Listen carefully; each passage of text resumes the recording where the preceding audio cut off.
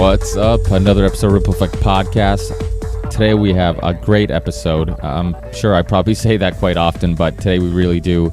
We have Ray McGovern. He's ex-CIA officer who did the presidential daily briefings for years, so he dealt with a lot of presidents, worked right in the White House. He's been on the show before, so if you want to hear his background and his story, listen to the last episode that he was on. You can just search for Ray McGovern, the Ripple Effect Podcast. You can do it on Google, and you can find it on iTunes or on YouTube or wherever it is. And he's just a really smart, interesting, wise person and guest to have on, especially in times like these where there's so much going on, and he keeps up with the news. So a lot of times, the average listener, I'm sure, is similar like myself, who gets very busy, and then it's hard to keep up with every single story. There's so much going on, and he keeps up with the news, so it's always nice to kind of get his opinion on what's going on and see if possibly get the actual facts from him on some of the stuff that you read on the news. So I won't make this intro too long. It's an awesome conversation. Like I said, Ray's a really interesting guy. I hope you guys really appreciate this conversation. I know I do. I always learn something when I talk to him, and he's done interviews all over the place, so you might have already seen him or know his face from other shows and other news channels. He's been on RT and Press TV and a bunch of different places. So thanks again, guys, for listening. Another thing, too, is that let's, if you guys can, rate the show on iTunes, share the show. If you like any episodes, please share them. I get a lot of feedback from people, but it'd be awesome if people shared the show. I've been doing this show for a while now, and I just basically let the show grow on its own. I don't really do much besides tweet or share it on my personal page, which, again, if you're a listener, and many of you have friend requested me, feel free to. And if I don't recognize you, then I'll check out your page. And if it looks like you're probably a podcast fan or a Ripple Effect Podcast fan, then I'll assume you're a listener to the show, and I'll definitely accept your requests. And many of you have done that, which is completely cool with me. So if you feel uncomfortable doing it, don't worry about it. And also, I share it. I share it on Facebook, and I try to share it on my personal page and the Ripple Effect Podcast page and stuff like that. But it hasn't grown in the rate that I assumed. And it'd be awesome if you guys just do the easy task of sharing it. And if any episode you like, if it's not this one, if it's some other episode that you really enjoyed, then share it, retweet it, do stuff like that. And some of you guys have, and I really appreciate the ones who have. But I know there's a lot of people who listen to the show who don't do those type of things. And, I'm notorious for it, where I'll read an article or listen to a podcast or watch a documentary and not share it. And then I'm basically doing the same thing I'm asking you guys to do or not do. And that's, go out of your way and do share stuff that you find interesting and help expose that stuff and help get more eyes and ears exposed to really interesting and good thought-provoking content. So if you guys could do that, I really, really would appreciate it. It's a small thing to ask. I feel like it's a small thing to ask. And if you guys can do that, it'd be awesome. So I think that's it for now. So, of course, if you want to support the show, you can look up the Theory 6 music project. It's available anywhere there's digital downloads. You can find the links on our YouTube channel, and you can purchase some music, and all that money goes to keeping this podcast going and the music project going. So also, I'll be on my website, our Podomatic website. You guys will be able to very soon also donate through there. They started working with Patreon. I think that's what it's called, Patreon, where basically it's a service to donate to things you like. I don't know if it's just exclusive to podcasts, but it might be. But once I have that set up, you guys can directly donate there. If you have a couple bucks, if you have 50 cents, whatever it is, don't feel embarrassed or and you know what? And if you don't have it, then don't do it, because honestly, I've been doing the show for 3 years and really haven't made no money. I've been in a negative for a long time. So when I look at the money that I invest for bandwidth and storage and all that stuff, and but I'm okay with that. So if you guys can't afford it, obviously money is very tight for a lot of people. Please don't just enjoy the show and maybe just verbally tell people about it or share it or retweet it, and that'll be more than enough. So I think that's it, and enjoy the show, and I'll see you guys on the next one. Hopefully, I got some more guests and some more shows coming out very soon. Also, the last show with Manuel Rosa, people really enjoyed that. If you haven't checked that show out, please check it out. Very informative show about the real history of Christopher Columbus. And this show, we talk about propaganda with Ray McGovern, and I think the show I did with Manuel Rosa is very similar because it's shows you the propaganda that goes into even our history books. So thanks again, guys, and peace.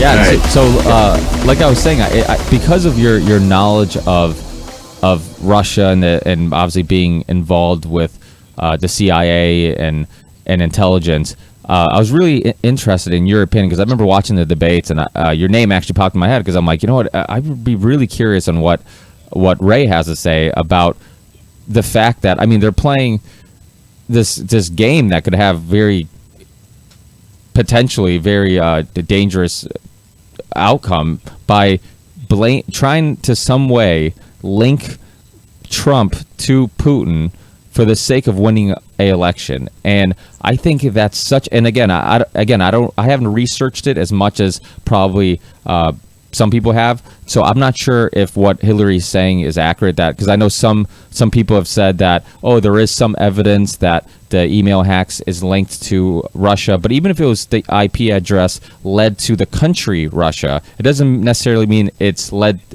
somebody who works for the government or somebody directly working for Putin, and it definitely doesn't mean that they're doing it for the purpose of helping Trump, because maybe they could be just trying to expose Hillary. So it really, I mean, there's so many blurry lines. It's amazing that Hillary is taking this leap of blaming Russia for the leaks and then also trying to use that as her benefit to win the election because, oh, you can't vote for Trump because if you vote for Trump, you're voting for Putin and his friend. And it just, to me, it just seemed like such an unusual thing to I mean, the world is watching these debates, and to possibly stir things up with another world power for the sake of winning some votes, I mean, that just seems so dangerous. And so, obviously, you stay very up to date with what's going on in the news and current events. One, is there any evidence that there is a link to Russia or maybe some Russian person or hacker in the leak emails? And two, what do you think of Hillary's strategy of doing this? Well, number one, if there's persuasive evidence, they haven't shown it to us yet. The head of national intelligence, James Clapper, is an admitted felon, an admitted perjurer. More than 2 years ago, he swore under oath that NSA was not monitoring our telephone calls. No, sir, he said. And then later he apologized for giving the Senate something that was very erroneous, okay?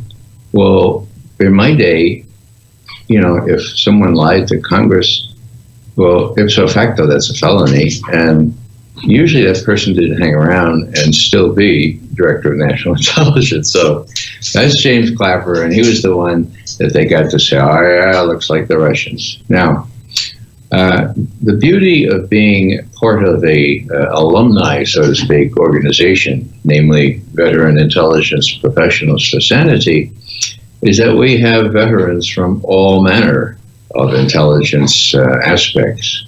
And I'm talking about NSA as well. We have 3 of those persons who quit NSA, and because of the fact that 9/11 could have been prevented if NSA had shared the information that they already had. Now, I'll say that again. that 9/11 could have easily been prevented if NSA had shared the information they already had. Those three gentlemen, Bill Binney, Kurt Wiebe, and Ed Loomis, just quit on the spot. Tom Drake, the fourth, he hung on there long enough to dig out the evidence that, we did have that information. And he was told, don't share that with anybody, don't tell anybody, especially don't tell Congress, don't tell the 9/11 Commission. So what I'm saying here is that these folks who know which end is up and who quit as a matter of principle, they're part of a veteran intelligence professionals for sanity. And so it's very easy, as I used to do as a national intelligence officer, just call up NSA, call up DIA, call up the State Department, and get an answer. So I call up Bill Binney, and Bill says, Ray, this is a crock. This is a red herring. Number one, most of this, not a hack, it's a leak. Now, Julian Assange is an expert at receiving leaks. We know that from Bradley Manning, we know that from the Panama Papers, we know that from all manner of things, okay? So if it's a leak, that means, says my friend Bill Binney, that there's probably another Ed Snowden in NSA. Or maybe it's that fellow Morton that just got caught with all kinds of information. But anyhow, Assange had this stuff leaked to him. It wasn't like Assange or anybody else hacked it. He had to give it to him on a silver platter. His only problem was there was so much of it, he had to get his people to sift through it early enough to put it into play. And that goes to the second part of your question. How did this all come about? Well, Julian Assange had all this information. Now, one thing he insists on, and he's been criticized for this, is he doesn't fool around with it, all right? He doesn't take out anything, like even Social Security numbers, even things that people have criticized him for not taking out. Why? Because, as he puts it, it needs to be pristine pure. If it's an email, you will leave it exactly the way it was. You don't fool around with the data on top, the metadata, or whatever they call it. You give it out just as it is. Now, why does he insist on that? Well, there have been people in prison. There have people been accused of felonies who have been exonerated by these leaked documents. It's documentary. Nobody questions its provenance. Nobody questions its authenticity. It's accepted in a court of law. Why would Julian Assange want to erode? Why would he want to erode that acceptability of his information and make it, less usable in such cases? So there have been people, even Ed Snowden, who said, well, maybe I would have taken out this or that or the other thing. Well, gentlemen can agree on these things, and they both are gentlemen. I know them both well. And so this is just kind of a gentlemanly dispute. But I go with Julian on this because it's really important to get people out of jail. It's really important to get people unconvicted, So anyhow, what happened here? Well, the stuff that came out of the Democratic National Committee and out of Hillary Clinton's emails was leaked. Not hacked, leaked, okay? So Julian has all this stuff, and all his people are working, sifting through it, and say, oh my goodness, the Democratic National Committee, the Democratic National Convention is coming up. We got to get this stuff out before the convention, because, my God, it proves that Hillary Clinton stole the nomination from Bernie Sanders. That's big. Has it proved that? In 1,000 ways. So what do? They put it out 2 or 3 days before the Democratic National Convention. And the content is very clear. This is precisely what happened. Debbie Wasserman Schultz, who was the head of the Democratic National Committee, she had to quit. The next top 4 people quit. I mean, why'd they quit if it wasn't real? It was really real. So here's Hillary Clinton with her Council of War. My God, what do you do about this? I know, says someone. I know. We'll blame it on Russia. And somebody else says, well, wait a second now. It wasn't Russia, it was Julian Assange. Well, that's all right. We'll say that Julian Assange is working for the Russians, and we'll get a twofer. Yeah, we'll get a twofer. That's good. Somebody else says, well, you need a rationale. You need a purpose. Well, why would they do this? I know. Because they want Trump to win. And so they're trying to damage Hillary Clinton's chances of winning. Everybody thinks, well, I think we could do that, Could we get the corporate media to go along with that? I said, give me a break. Piece of cake. Sure we can. So, long story short, they put out the word in the corporate media. The Russians are behind it because they control Assange and they want Trump to win. Now, right. I mean, mainstream media, corporate media, I mean, you think they would maybe check or look at the major premise here, namely, they want Trump to win. Now, here's a guy who brags about being unpredictable. I'm unpredictable. I can be unpredictable. Okay. And he's a guy that goes off half-cocked when he sees a real or imagined insult to him. I mean, he just flares right out. Now, I'm Vladimir Putin, right? Is this the guy? Is this the guy I want to be the opposite number with his finger on a nuclear button? I don't think so. So you take that premise away, the whole thing falls apart. But did anybody in corporate media point that out? No. The Russians are interfering. There's been gross interference with our electoral process. Now, if you put it that way, Ricky, that's correct. There has been gross interference with our electoral process. But sad to say, it wasn't the Russians. I won't say what her full name is, but the initials are Hillary Clinton. I mean, she stole the election from Bernie Sanders. The content of these emails demonstrate that beyond reasonable doubt. And yet she succeeded in enlisting the whole corporate media and everybody else, all my fellow neighbors here, that they think, oh, the Russians leaked those things or hacked those things. The Russians want Hillary to lose. They're rooting for Trump, and they're interfering with our electoral process. Again, there has been in the past interference with our electoral process, but never have I seen such conclusive evidence that a nomination of a major political party was stolen from a main contender. The main contender was Bernie Sanders. Stolen, the thief was Hillary Clinton and the Democratic National Committee. So, what does that lead up to? Well, that leads up to the fact that the Russians are really, really bad people. They're terrible people. They invaded Ukraine. Not true. They're responsible for all the troubles in Syria.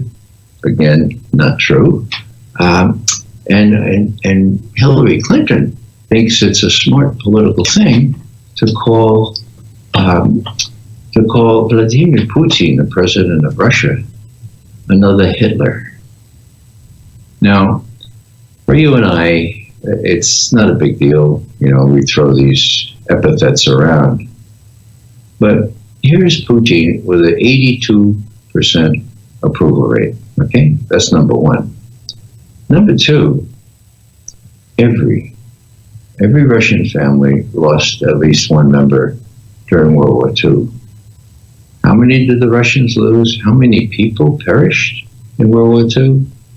Between 25 and 27 million people. That's more than any other country, twice what the Western powers had in terms of dead. So you can kind of maybe try to put yourself in a Russian's place, and you have a leading candidate for President of the United States calling their very popular very effective leader, Vladimir Putin, another Hitler. She couldn't think of a more egregious insult. That's that's the big picture. Smaller picture, what the Russian people really resent are fooling around with the Olympics.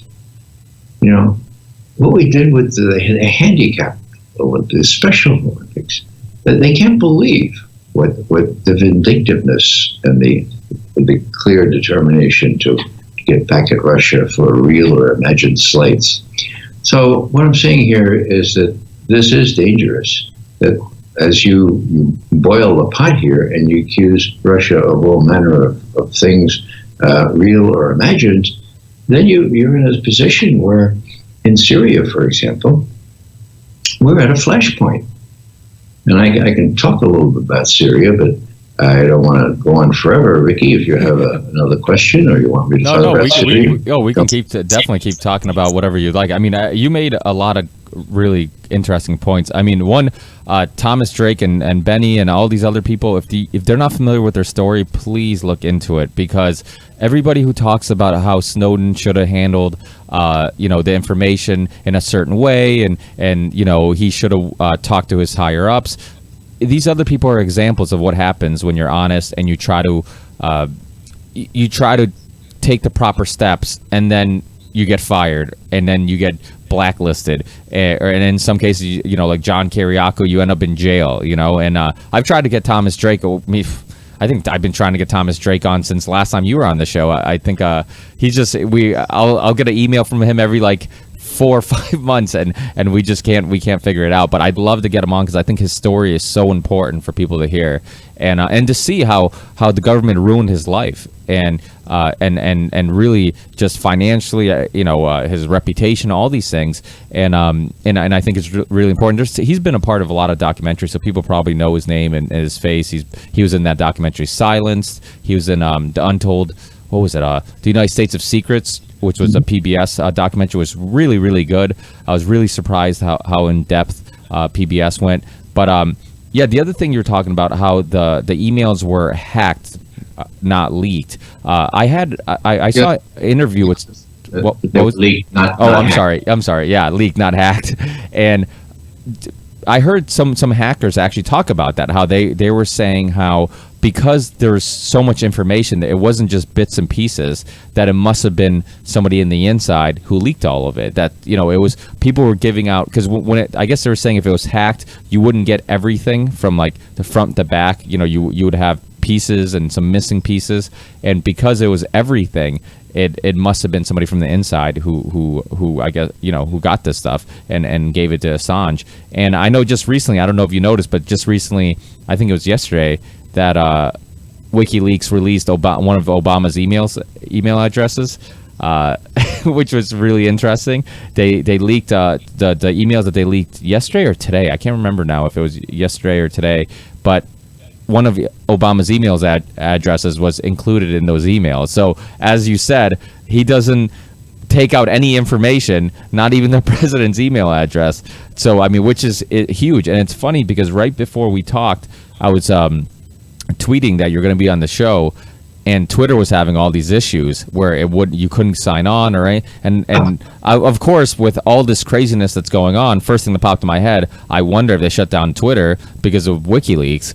I mean, of course, I don't know. Maybe it was just a glitch or whatnot, but I wouldn't put anything past the U.S. government to do such a thing. So all that stuff is really, really interesting, and it's amazing how serious and how all this stuff is escalated, and how people are just playing games like this, like you were talking about, just poking at Russia, and like you said, Hitler, using the Hitler analogy is interesting because Hitler was our enemy, but also Russia's enemy, and to call them that is interesting, because there's a lot of tombstones with Russian names that help fight that war, and I think people have to remember that. Just like there's a lot of tombstones that have Muslim names and that help fight our wars. So I think people have to remember that it's this whole idea of one nation against another and dividing people. To me, it it becomes a huge issue because you being Irish, I'm Portuguese, and we're both very, I'm sure, patriotic people, and enjoy our nationality, the foods, what we drink, the music. There's things that are great. It's awesome to be proud of those things, and every culture has beautiful music and foods and things about it that make it great. But we can't get any more than that. We shouldn't get so obsessed with our culture and our nationality where being patriotic or nationalism, I think, at times becomes a bad thing, because what it ends up doing is turning us against one another. You end up disliking somebody just because they're different than you. Yeah, and do you agree with that? Do you think nationalism can be eventually a bad thing if it goes overboard? Sure, and we're overboard. I mean, yeah. The president likes to say toward the end of every speech, we are the sole indispensable country of the world, after all. Now, I talk at a lot of colleges and universities, and I like to check on how well they're learning English grammar and whether they can diagram a sentence and that kind of thing, like in the day. And so I say, anybody know what a synonym is? I say, oh, yeah, that's a like word, right? It's similar. Yeah. Anybody know what an antonym is? Usually, maybe one hand goes up. So what is? That's an opposite word. I said, good. Okay, so what's the antonym for indispensable? And they scratch their heads and say, well, could it be dispensable? I said, you got it, man. So, if we say we're the sole indispensable country in the world, all the other countries are, by definition, what? Dispensable. Yeah, right. Now, is that true? I don't think so. But true or not, how does that go over to these other countries, And you get the president ending his speech with, oh, God bless America. Now, I happen to know a little bit about the Bible, both the Hebrew scriptures and the Christian ones. And people more versed in these things than I tell me that there's not one scintilla of evidence that the God of Abraham or Jesus made it okay for us to use the imperative voice talking to God. In other words, we don't tell God what to do, all right? We're not supposed to anyway. But we say, God bless America. I say, all right, God, look, we want you to bless America. The others, well, they're dispensable. So, yeah, please, God, not please, no. This just says, God bless America. Imperative voice. It's counter-biblical. It makes no sense. So that's an interesting point. I've never actually thought of that. How you're basically telling God what to do instead of letting him, if bless whoever. I mean, if you're religious and if you believe in that, and if you believe there is a higher power, then he should just be helping whoever he should. Or you, like you said, you should be saying please, so that way you it's like you're asking, but you're not asking. You're telling. So it's imperative, yeah, and it's he or she. We use non-sexist language on God. Okay. Now, getting back to some of the things you said before, I am just pleased as punch to be on with you again, Ricky, because you do your homework, you tell me new things, and now I finally have an email address for Barack Obama. We've been writing him memos, pointing out things to him for forever, for 8 years almost. And we never had an email address for him. Now, I'm not sure it's going to work. We'll get through to him, but it's really nice to have rather than just sending things to the White House sit room for those people to filter them out. The other thing, what else was I going to say? Oh, yeah, with respect to the hacking before we leave that subject. Bill Binney, he was the technical director of NSA when he left, the technical director. You don't get any higher than that, unless you're a political guy like General Hayden. He says, Ray, it's easy as pie to trace hacked emails or whatever. He says, it's not a big secret. Sure, NSA has a trace capability, but it's available commercially. You can figure out where the hack came from, And so if they have that information and it traces back to Russians or a Russian or Cyrillic or something like that, well, why don't you just They just chose the results of the traces, you know? So that's another element here. People think it's this arcane thing. No. If it's a trace, you can trace it and you can find it. Now, in the event, there are all manner of people that can hack into these things, especially given Hillary's email practices and lack of security. So even if you can't trace it to exactly the right place, well, it could be the Chinese, could be the Russians, it could be the Iranians, could be the Israelis, it could be anybody. You know, it could be anybody. And so unless, as Bill tells me, unless you can prove that it isn't anybody else, you know, then the evidence that it was the Russians hacking in, and as we already said, it's mostly a case of leaks rather than hacking. So the whole thing is really a house of cards, but it's not the first time that the American people and their media have fallen for a red herring. I looked up the derivation of a red herring, and maybe for your listeners, for those who, like me, didn't know what it meant. Red herring, most people realize, is something to divert attention from something that you're after. And what they used to do, if a criminal was on the path, or the criminal would drag a herring right across the path to prevent the dogs and the others that go by scent from continuing to follow. So a red herring is that kind of thing.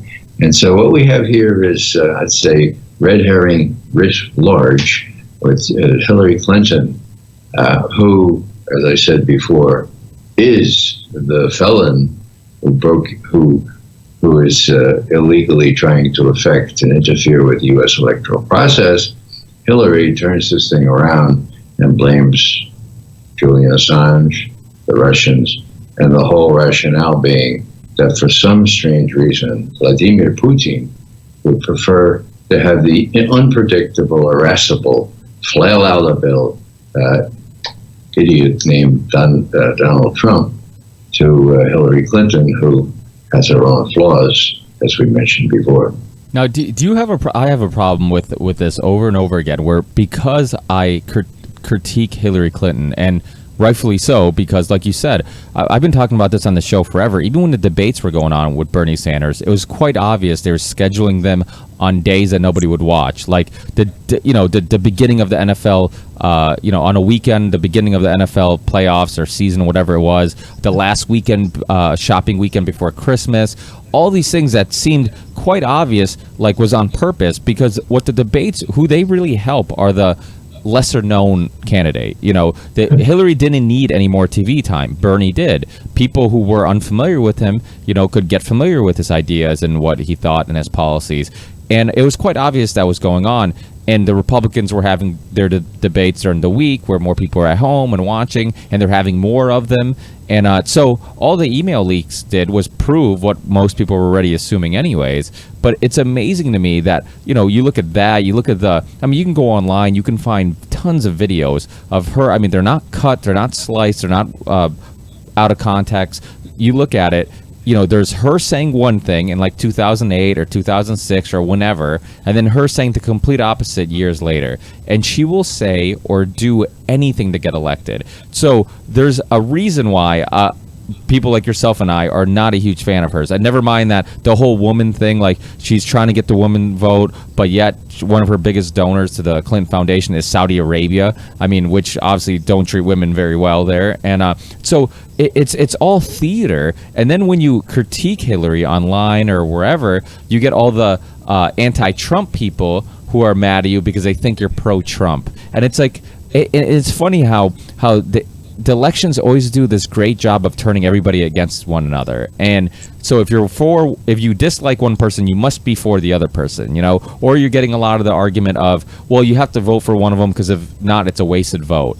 And I think that's another ridiculous thing. Like, we'll just stay in this cycle of constantly saying, oh, well, because there's no third party that can win, we might as well just keep voting for the lesser of two evils. And it's like, how many elections are we going to keep doing that until you realize that's the game they want us to play? And there's a reason why Ross Perot, when he first got into the debates in the 90s, they didn't let him in again. And they set the bar high because they don't want Ralph Nader. They don't want Ross Perot. They don't want whoever. Maybe if Jesse Ventura, if he decides to run one day.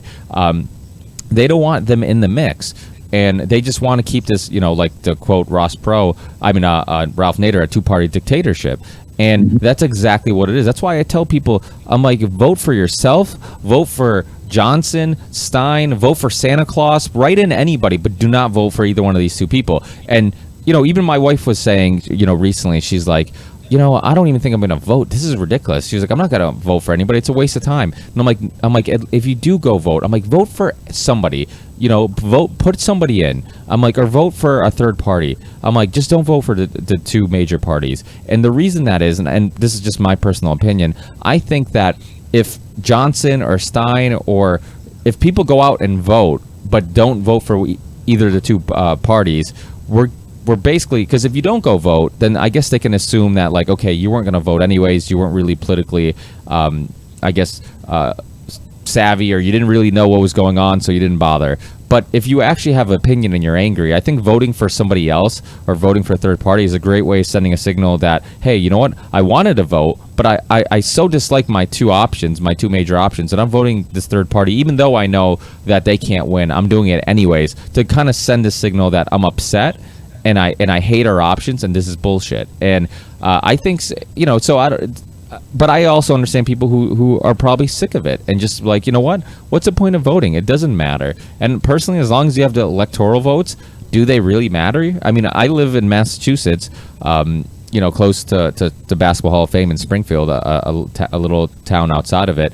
And I mean, if you're a Republican living in Massachusetts, it really doesn't make any sense to vote. You can make the argument, what's the point of voting? It's always going to be a blue state.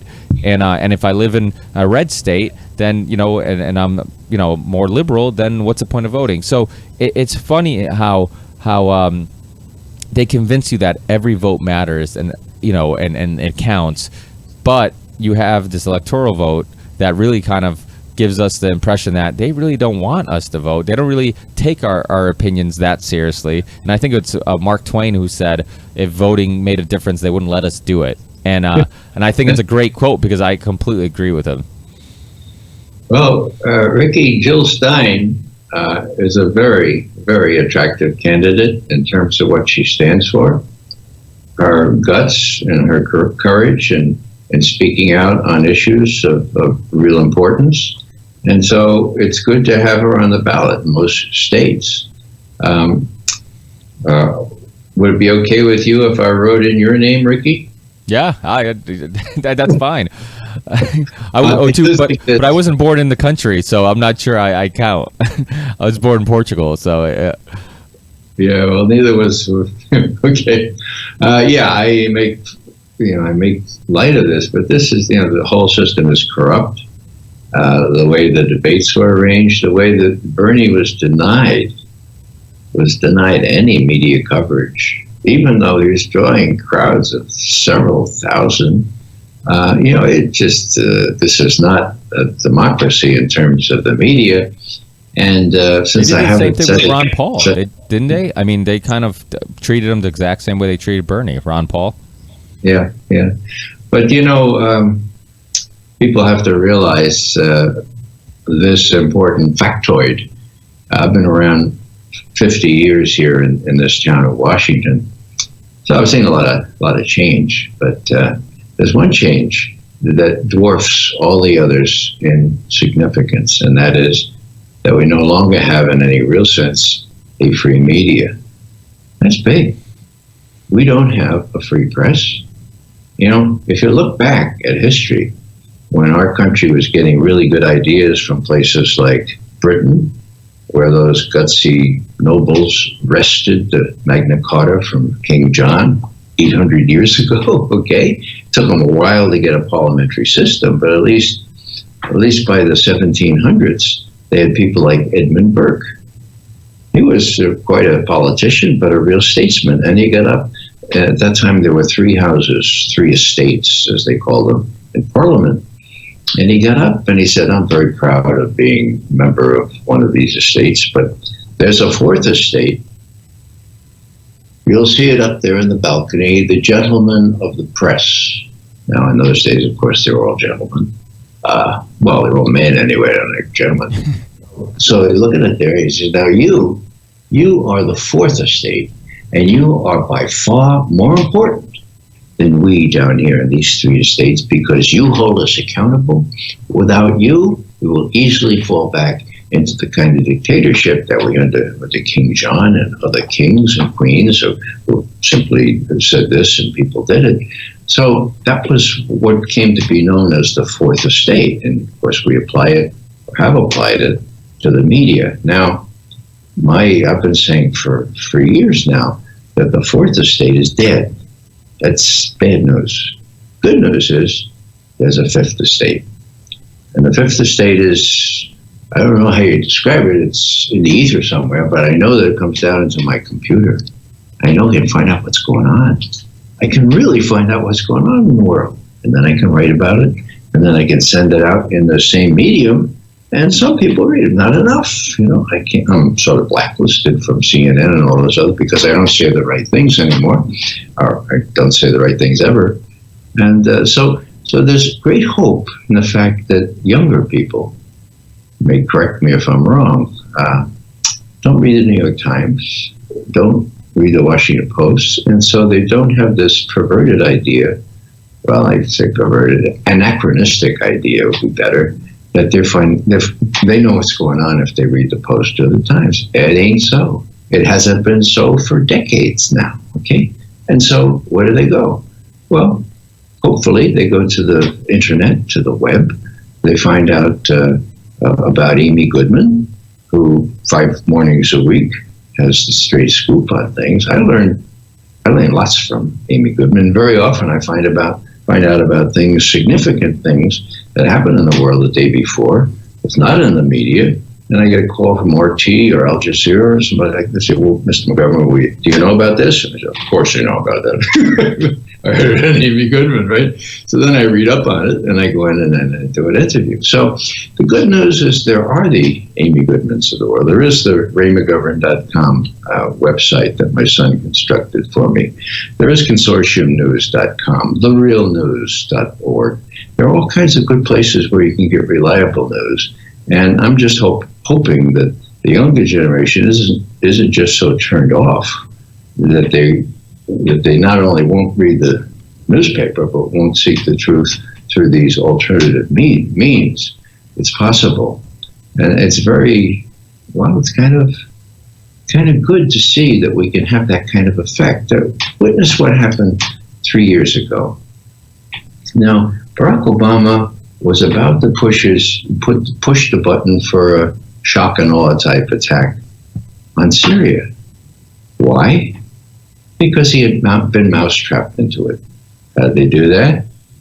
Well, on the 20th of August, 2012, Chuck Todd was selected to ask Barack Obama a question at the end of a press conference.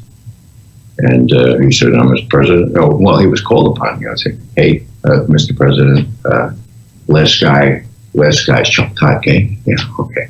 And you know what the answer is, right? Yeah. Okay. All right. So Chuck says, now, Mr. President, you've been saying that there's no way that you would intervene in Syria militarily, that you would put boots on the ground. And so let me just ask you, is there nothing at all that would change your mind on that? And Obama, as if, reading from his script, said, well, yes, there is. Yeah.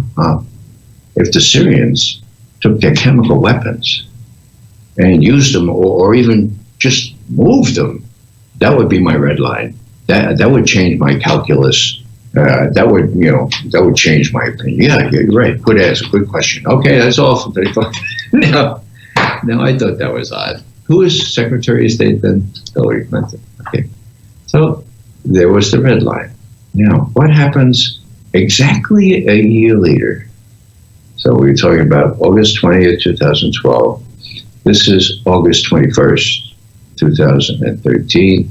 There's an attack using sarin chemical weapons outside Damascus in a place called Ghouta. Now, that was the 21st of December, 2013. John Kerry waited 9 days, and then he went on TV at the State Department and he said, Bashar al-Assad's government is responsible for this. Bashar al-Assad has used chemical weapons. He has violated the red line. We cannot just stand still for this. We have to honor our pledge when the president said he did. So we have to attack Bashar al-Assad. Now, he said Bashar al-Assad was responsible for this attack 35 times. Okay. I counted them. You know, you don't have to be a Shakespearean scholar to remember that, you know, the old phrase, methinks he doth protest too much. Well, and it's just a little excessive, you know. And the quote that Joseph Goebbels, I think it was Joseph Goebbels, if you repeat something long enough, then it becomes true, or you repeat a lie long enough, it becomes true. I wonder if that was the goal. You say it enough times, and the propaganda sinks in. Yeah. Well, the president said the same thing about the same time, but then something very curious happened. This is where the alternative media comes in. People were generally aware that the neocons, that the hawks in our government were egging for war in Syria. American people, they didn't want another war, okay? Now, the senators, representatives, they were home. It was summer, right? It's August. They're home. And so all manner of people who are nourished on the alternative media, on the web, descended on their senators and representatives. Look, we don't want another war. You vote for another war, you're in trouble deep, okay? So that was really important. How did they know about that? Not from the New York Times, okay? Then what happened? Well, this is really interesting. Kerry was really salivating for war, like his neoconservative associates there in the State Department, elsewhere in our government. The military, not so much. General Dempsey, to his great credit, checked with his British counterpart, whom he knew had gotten a sample of the sarin chemical weapon that had been used outside Damascus on the 21st of August 2013. And sure enough, it turned out to be, when it was run through the laboratories that poured down in outside London, turned out to be homemade sarin. Okay, homemade sarin? I thought sarin was so sophisticated. No. You take the two precursors, you put them together, you get homemade sarin. So what did that mean? Well, General Dempsey went to the president. He said, look, Mr. President, you should know, before you ask me to press the button here, that the sarin that was used in those attacks, which violated your red line, is not the same sarin that we know to be in Syrian army government stocks. So we're a little suspicious, Mr. President, this being homemade sarin, that you're about to be mousetrapped. And besides, Mr. President, the British yesterday, for the first time in 855 years, voted against the war. Now, it may not be 855, but the first time in a long time, the British Parliament said, no, we don't want a war in Syria. Now, Mr. President, maybe I could make a suggestion to you, says General Dempsey, Chairman of the Joint Chiefs of Staff. The UN inspectors who were in Damascus when this attack took place, which is very curious. If Assad is behind the attack, why he would pick the days that the UN inspectors are already there in Damascus? Anyhow, they're there, and now they're coming back. They'll be back in 2 days, Mr. President. And if we launch a war on Syria now, the press is going to be all over me, saying, General Dempsey, why could you not have waited 2 days to find out what the UN inspectors found about who did this sarin attack, you know? And Mr. President, I'm going to have to say, beats the heck out of me. Why don't you go ask the president? So the president got up one day after John Kerry said 35 times that we have to retaliate because the red lines violated and Bashar al-Assad did it. The president says, the chairman of the Joint Chiefs of Staff has told me that our ships, our naval ships, are in position. They can do these missile attacks. The French are on the tarmac. We knew that the Israeli defenses were up as high as they can go. But says the president, the chairman of the Joint Chiefs of Staff says that we're in position to do this, but we don't have to do it today. We have to do it tomorrow or next week or next month. We're always in a position to make this attack on Syria, which may be necessary. So I've decided to go to Congress for the appropriate authorization to make this work. Whoa. It surprised everybody. Everybody thought, especially the French that were warming up their aircraft on the tarmac, that Obama's going to say we're going to do shock and awe on Syria and hope that that we don't destroy the chemical weapons in such a way that we kill millions of Syrians and blah blah blah blah. So what I'm saying here is that do not de-emphasize the chances that alternative media, the web, the internet, that young people especially, when they get their heads around where they can get accurate information, they act on it. And they did at the end of August 2013, and it worked. It was one of the many factors here. The other factor is equally interesting. It was the most amazing set of circumstances. Kerry still wanted a war in Syria, right? So he goes to the Senate Foreign Relations Committee on the 3rd of September. So this is 3 days after Barack Obama said, no, we can do this anytime, we'll go to Congress. So Kerry goes to the hawkish U.S. Senate and says, red line's been broken, red line's been broken. We know that Bashar al-Assad did it. And besides, he did it because the moderate rebels are starting to win. They got the upper hand. Now, no one within 70 miles of Washington, D.C. thought that the moderates, such as they are beginning to win. I mean, even the senators, the hawks, could hardly suppress a laugh, okay? And then the business about sarin, Bashar al-Assad did it. The next day, the President of the United States arrives in St. Petersburg, okay, Russia, for one of these summits. As he arrives, Vladimir Putin is talking to a group on radio, on TV, and he says, I hate to say this, but the Secretary of State for the United States, John Kerry, well, он врет, он знает, что врет. Это печально, which means he lies, he knows he's lying. This is very sad. Now, Putin chooses to do that on the day that Obama arrives in St. Petersburg. And Obama can't reclaim because he knows that what Putin is saying is true. Kerry was lying to his teeth. Now, what happens next? Putin says to Obama, hey, remember when we were in Ireland together there just in June, and we talked about getting rid of those chemical weapons in Syria? Well, we've been working at that, Mr. President, and we think we can persuade the Syrians to give up all the chemical weapons, to be destroyed. On your ships, you have special ships outfitted to do this, so we think they'll do that. Would you be interested in that kind of deal? The president says, you can? And Putin says, yeah, watch me. Tune in tomorrow. Sure enough, Syrian foreign minister gets up and says, we've agreed to have all our chemical weapons destroyed and properly verified the destruction. Whoa. Where's John Kerry? Well, the day before, he's in London. He's finishing up a trip to rally support for a war in Syria. And he appears at this press conference in London, a very distinguished press conference. And there's one last question, somebody unscripted question. He says, now, Secretary Kerry, tell me, is there nothing Is there nothing that Bashar al-Assad can do to avoid being shocked and what?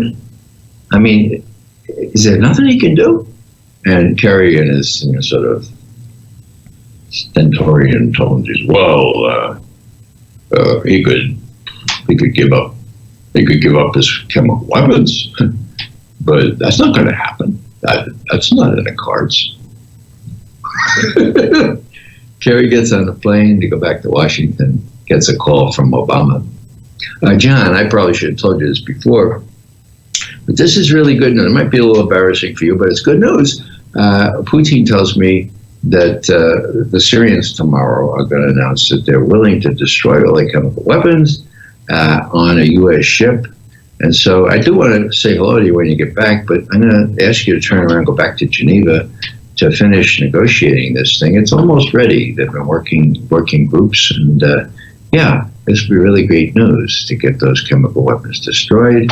And by the way, the people are accusing me of being too chicken to launch a war. Well, if the chemical weapons was the big problem here, they're going to have to eat some crow, because we're getting rid of all of them. Kerry, I wasn't there in the plane, but I'm saying, oh, well, thanks for telling me now, Mr. President. Oh, yeah, sure. Well, I'll do it. So he hangs up, meets the president in the Oval Office that evening. Next day, he's off to Geneva. And within 3 more days, they have this incredible arrangement, which had been negotiated the week before, that they would destroy all the chemical weapons. Now, what does that mean?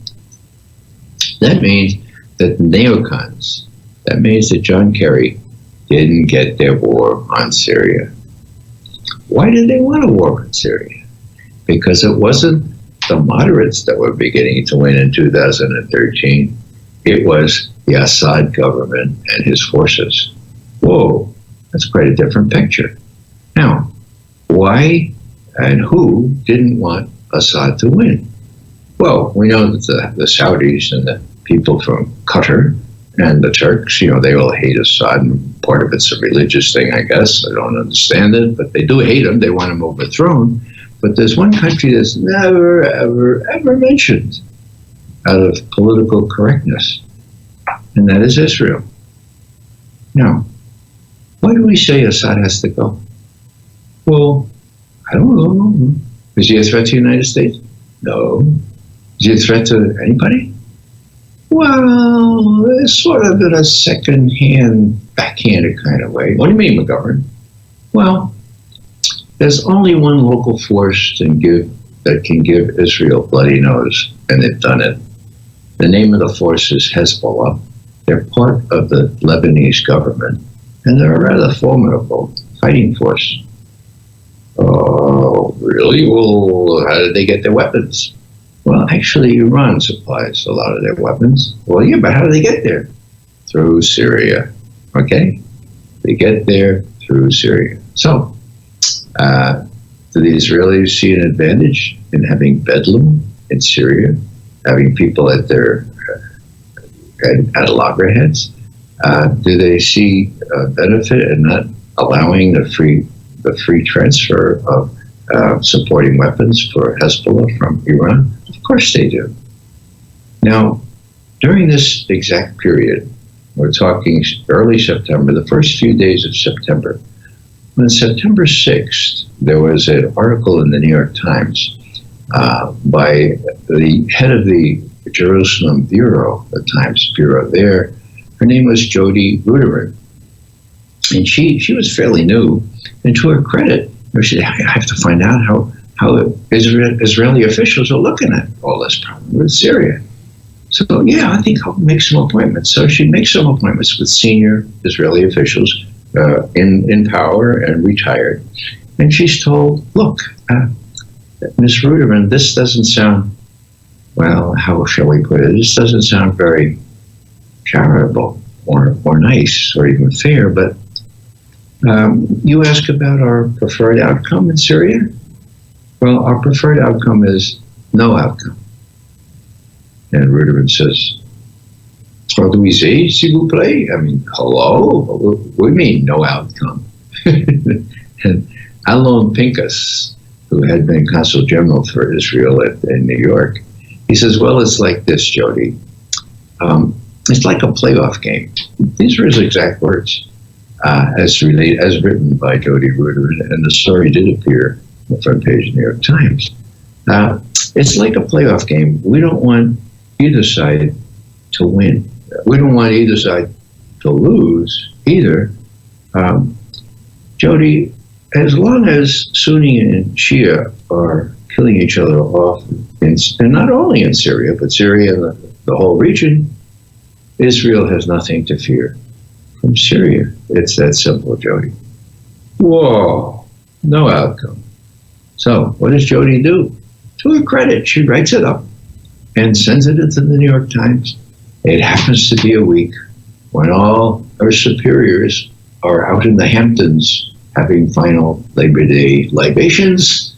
And it gets into the New York Times. It's a miracle, but there it is. Go read it, September 6th, 2013.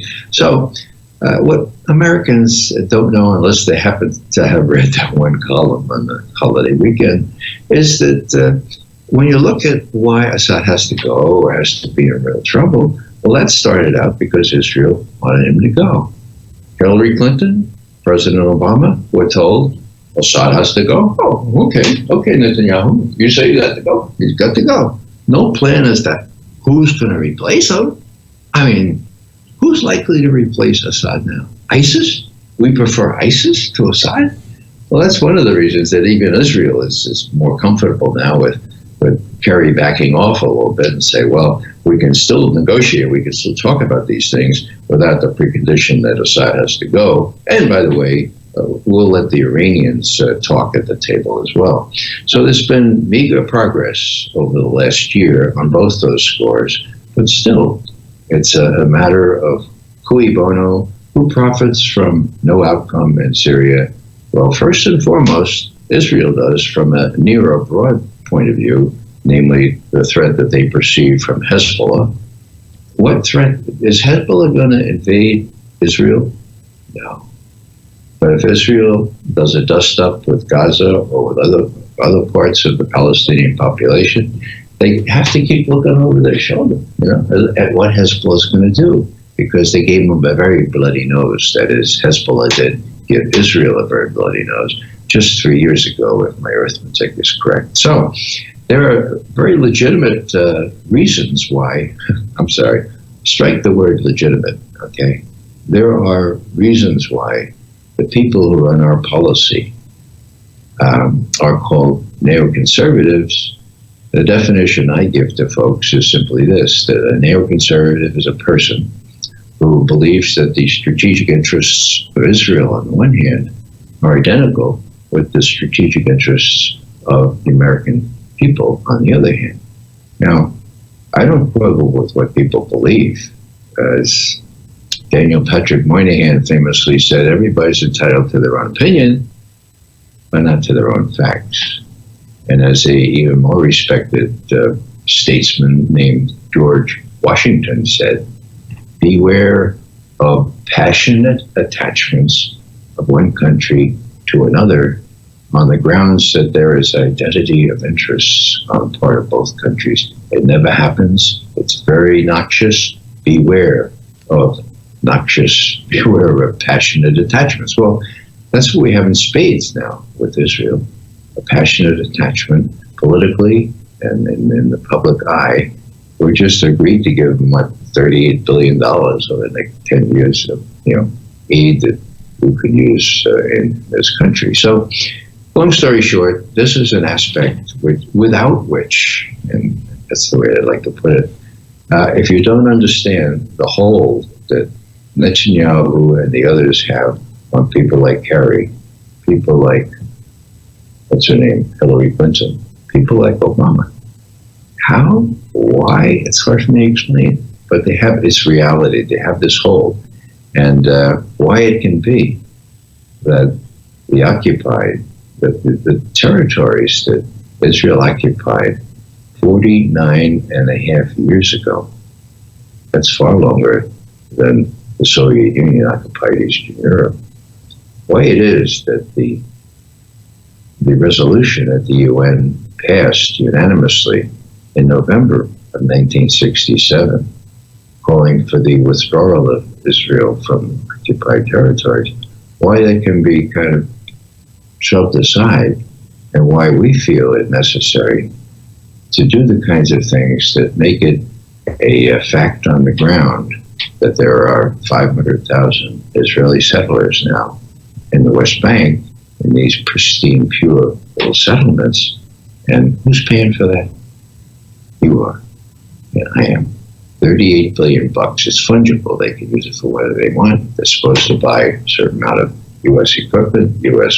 military equipment. But that's perhaps the concretization of this relationship.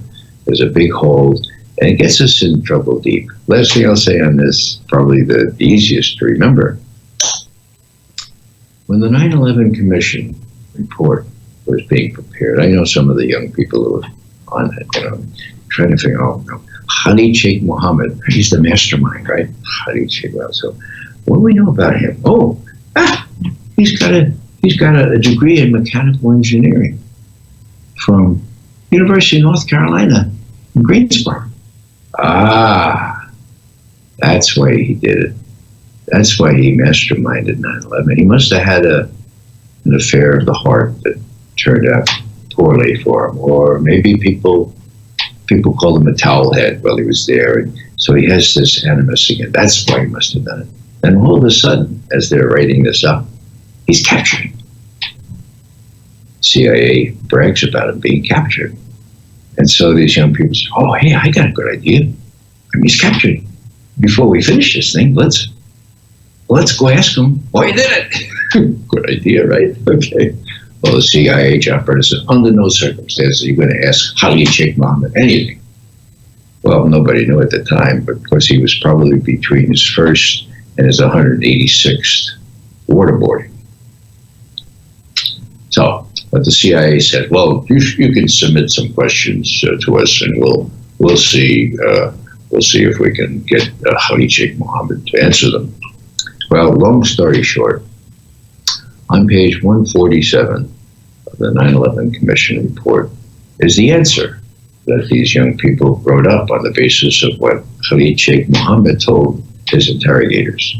And it reads this way: Khalid Sheikh Mohammed's animus toward the United States is not due to his tenure here as a student at North Carolina University, but rather, by his own admission, it is due to his hatred for U.S. policy favoring Israel, period, end quote. And then there's a little footnote. It goes, they go down about good. Oh, he had an uncle. Nephew. His nephew, Ramzi Youssef. Remember him? He tried to knock down the Twin Towers in 1993, I think it was. Okay. And it says that looking back, so you're looking back and says, curiously, this is the same thing that Ramzi Youssef said when he was condemned to 140 years in U.S. penitentiary.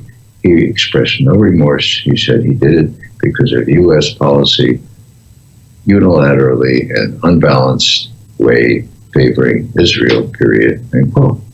Now, both of these guys, Ramzi Youssef is going off forever to prison. Khalid Sheikh Mohammed is between his 35th and 36th waterboarding. I mean, what incentive would they have to lie about that?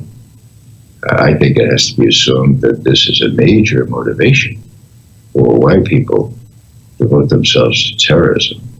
These people that come out of this ambiance where ruthless dictators like the Saudi princes and so forth suppress their people, where people in Afghanistan are unable to do what they'd like to do in terms of have their own government, why the United States is seen as a tool of Israel and an imperial power that wants to have military bases, is willing to tolerate the most extreme repression on the part of places like Bahrain or Saudi Arabia or Qatar in order to get military bases and, to an extent, the natural resources that are in plentiful supply in those countries. So it's kind of a complicated issue, but If you don't mention Israel in this calculus, you're missing a main ingredient.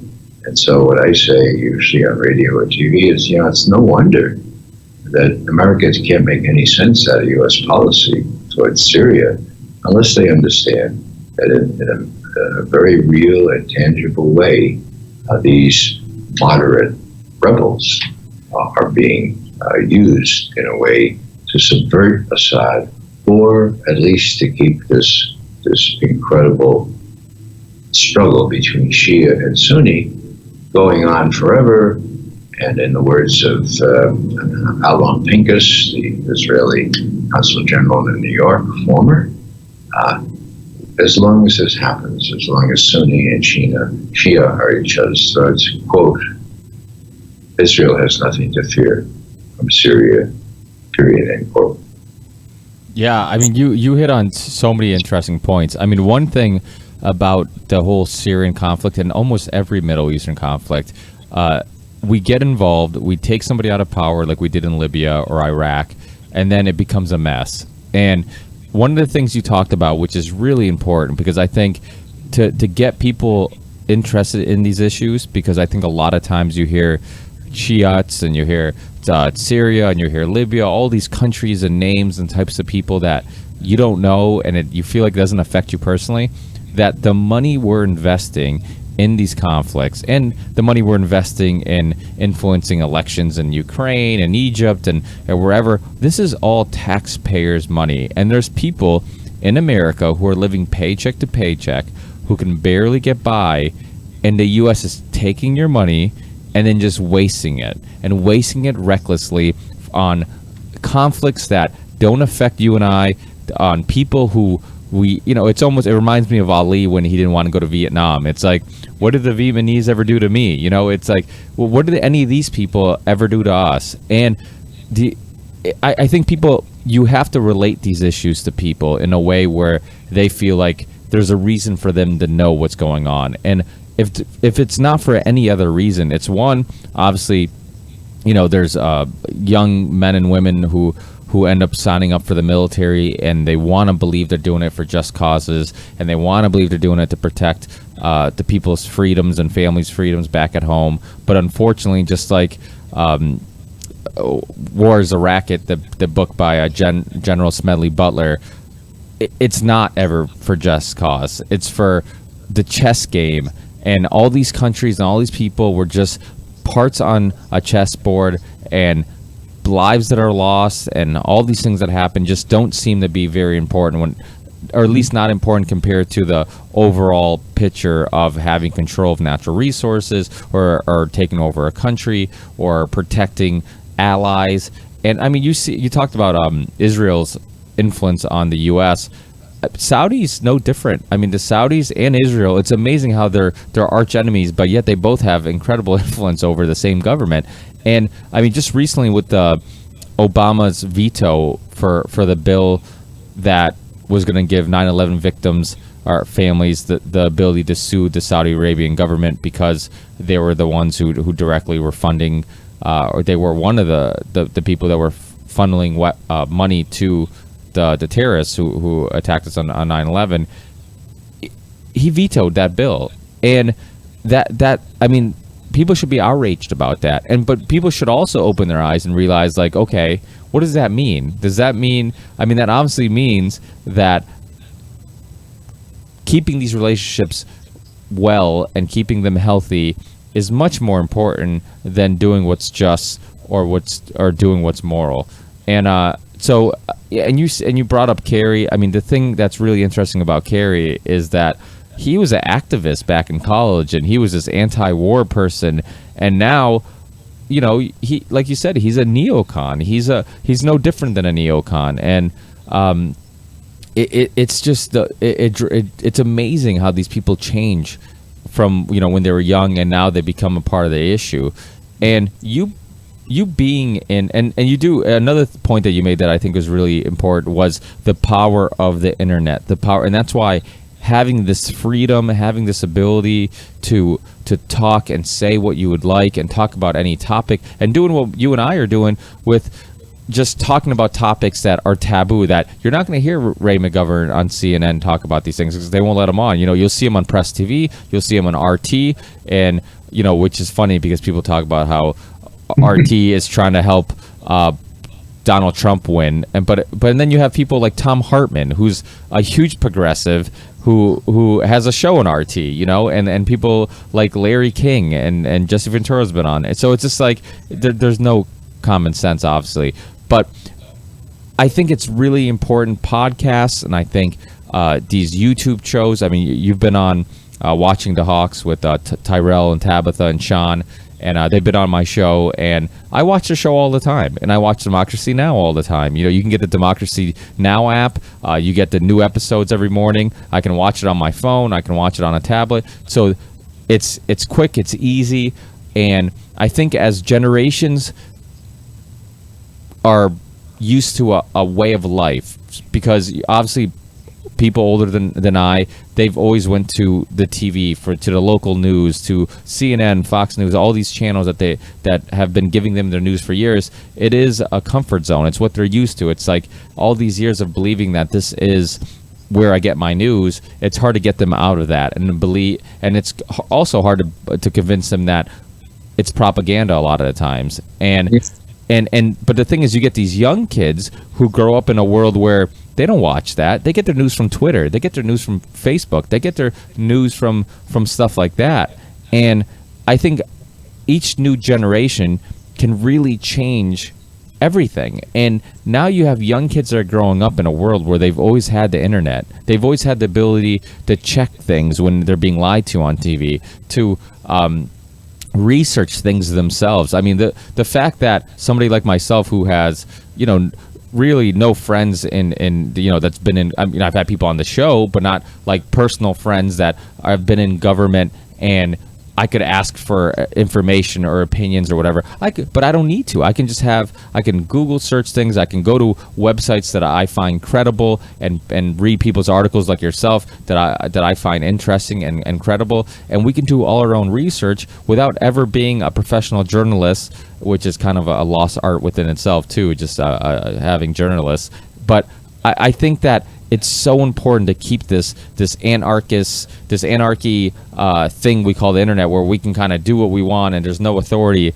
I think it's so crucial to keep it the way it is, and I think it gives people power. It gives people like I said, it gives. I've had people who have all different types of philosophies and opinions and backgrounds on this show, and as long as people are willing to share ideas, and I feel like their moral compass is good and just, and they have a pure reason on why they're trying to share their ideas or their work, then I have them on. And I think that people do need to be more open-minded when it comes down to this stuff.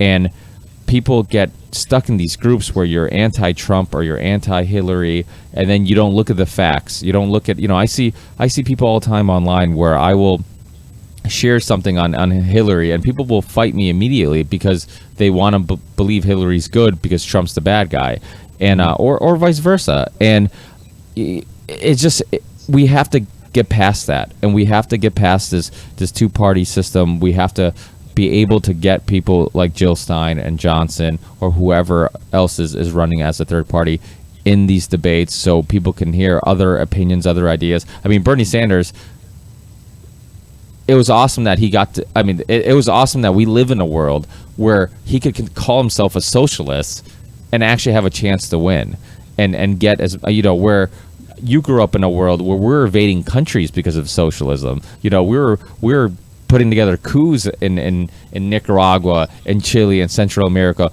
because they're socialists. And now we have somebody running for president as, and using that term, which is really important. And that was propaganda too, because guess what? Do you like your police officers to show up when you call 911?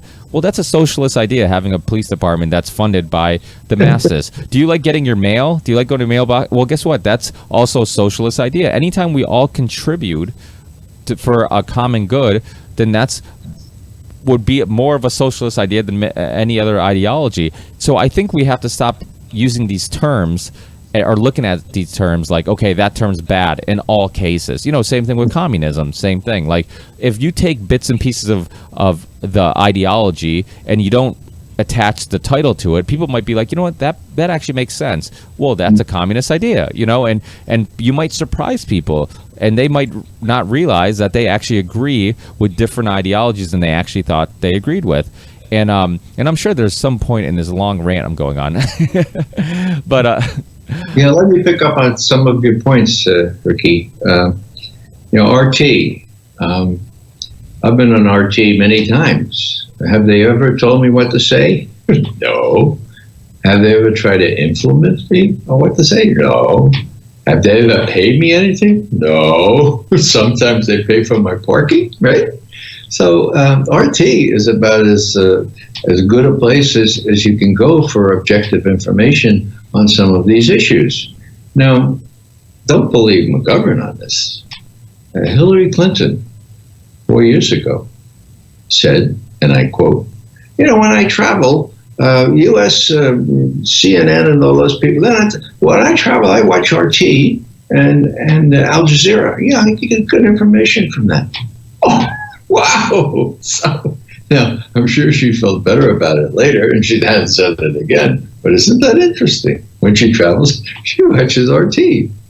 Now, I'm about to go tonight. I'm going downtown now to speak at a rally. And then I'm going to watching the Hawks folks, and I'm going to do whatever they asked me to do there. So I think RT is something that really, really is a saving grace in terms of media. Now, the New York Times, for example, but the quintessential example, they had this monster article about 3 weeks ago.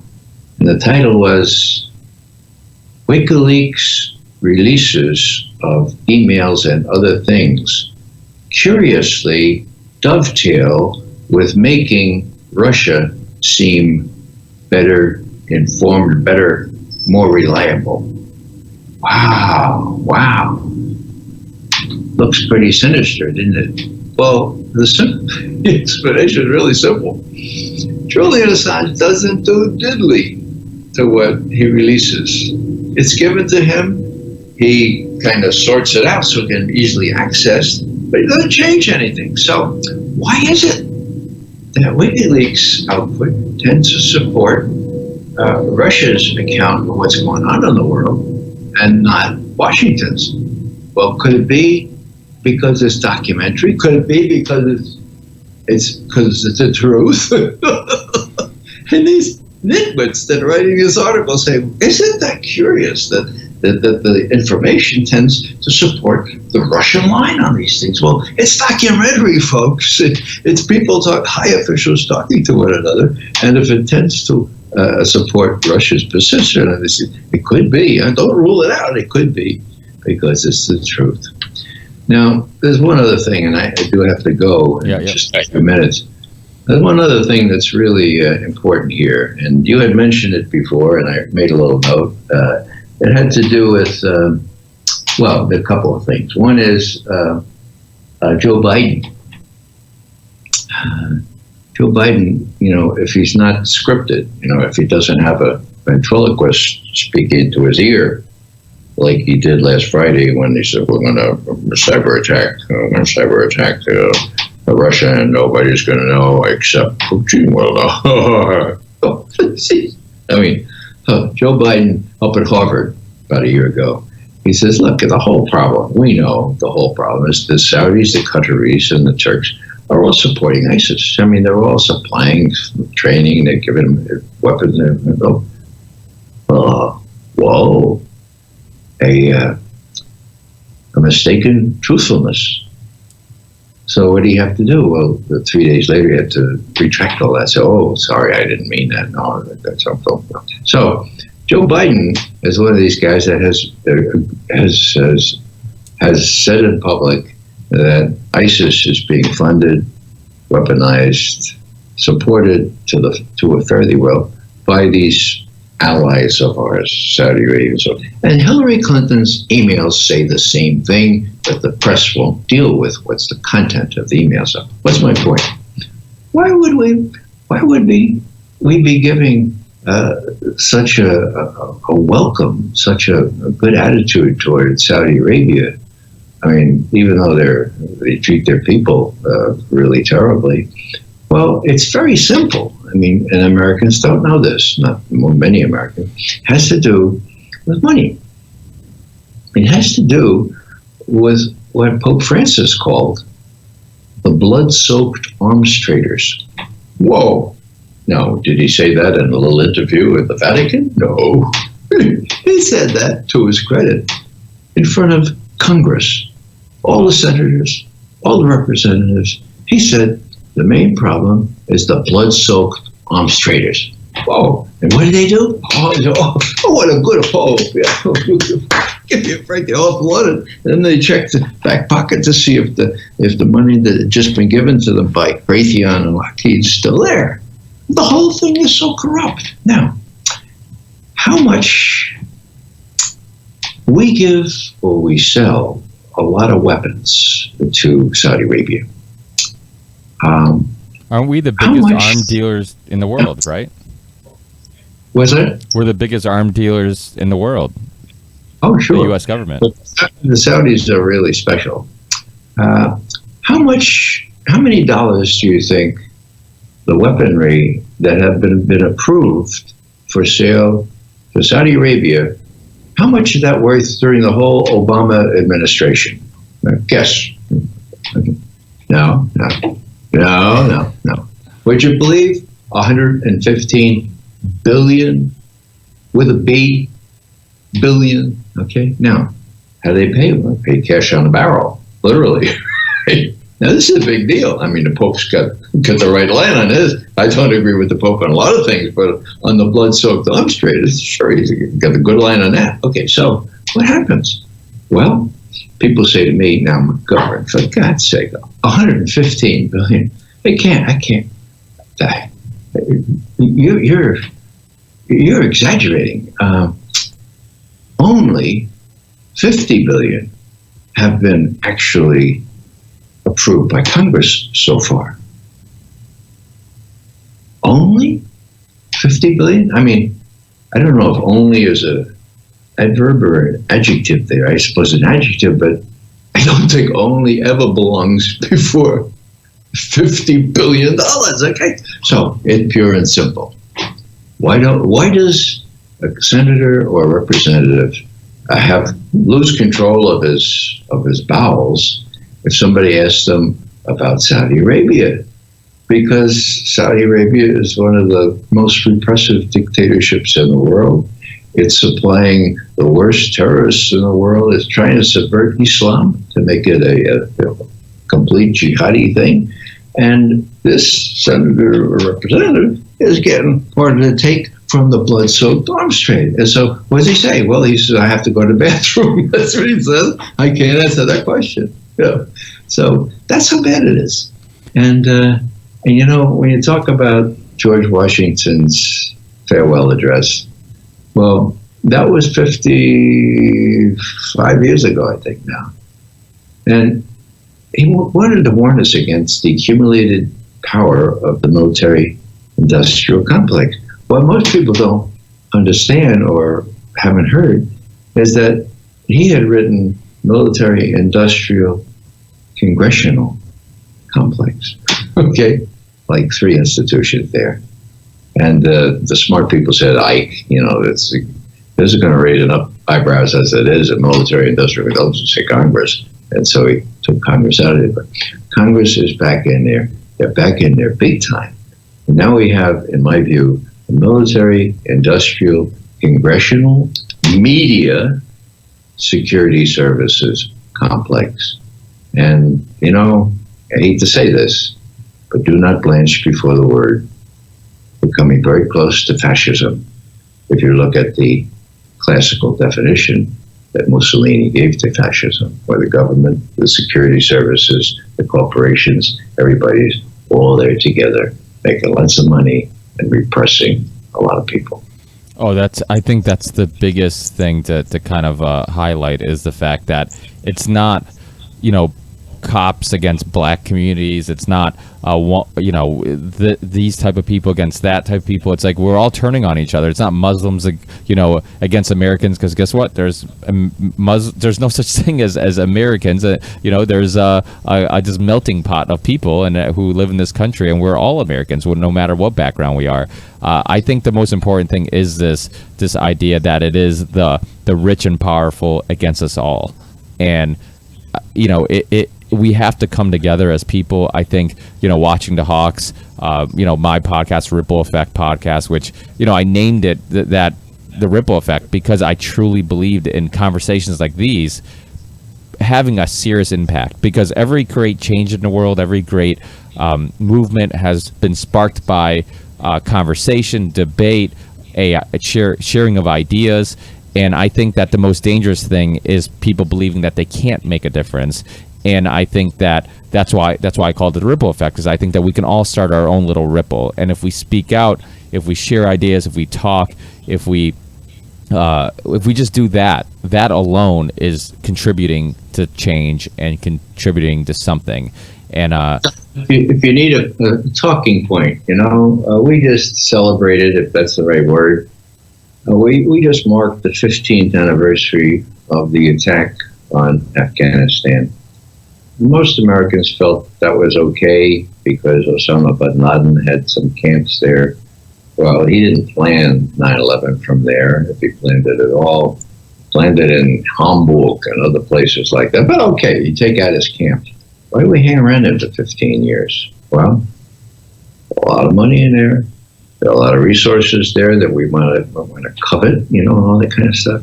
And so I like to kind of say that we have a poverty draft now, which results in most of our troops being recruited from the inner cities and the towns in our country of less than 50,000 people, where there's very little educational or job opportunities. So we don't have a volunteer army. We have a poverty draft. And those people are sent over on fool's errands. And I'd like to finish with a little ditty from, what's his name? The big poet, the British poet that I'll remember it in a second, but you'll remember it too when I say it. Rudyard Kipling. It is not wise for the Christian white to hustle the Asian brown. For the Christian riles and the Asian smiles, and he weareth the Christian down. At the end of the fight lies a tombstone white with the name of the late deceased. And the epitaph to rear, a fool lies here who tried to hustle the East. Don't try to hustle the East. Don't try to hustle anyone. Let's tell the truth about all these things. Bring these poverty draft kids back. Stop all this violence and deal with problems, the very real problems we have in our own country. Absolutely. Thank you so much, Ray. I know you got a very busy day. Tell Tyrell and Tabitha I said hi. And okay. Enjoy the rest of your day. And thank you so much, Ray. I really, really appreciate it. And I think you ended the last show with a great little quote or poem like that too. So I was wondering, I'm like, is it going to be the same one? And it's not. So oh, that's good. That's good. I know at least two. Thanks, Ray. I really appreciate it. Take care. And we'll talk again soon. Thank you. Care. Bye. Believe in the ripple effect.